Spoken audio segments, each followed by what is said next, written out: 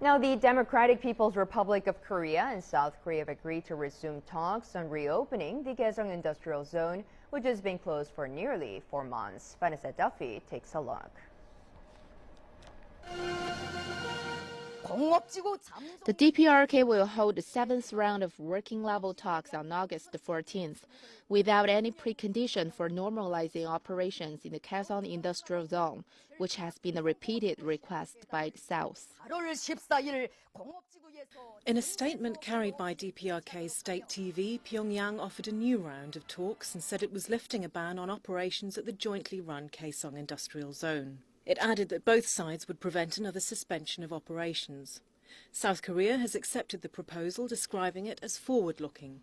The South Korean government views that the North is positively responding to our suggestion to hold talks in order to solve the Kaesong industrial complex issue. We hope that reasonable measures come out from these dialogues to solve the Kaesong industrial complex issues and for developmental normalization of the Kaesong industrial complex. The ministry added that the format of the talks will remain unchanged from the past 6 rounds. Pyongyang's offer comes 10 days after Seoul's proposal of a final offer of talks last week. It also comes 1.5 hours after Seoul announced that it would make insurance payouts worth $250 million to South Korean companies affected by the stoppage, a move seen as paving the way for a formal closure of the site.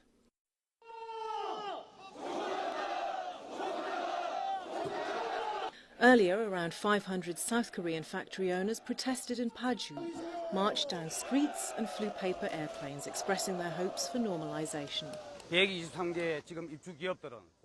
Our 123 companies based in the complex are on the verge of dying.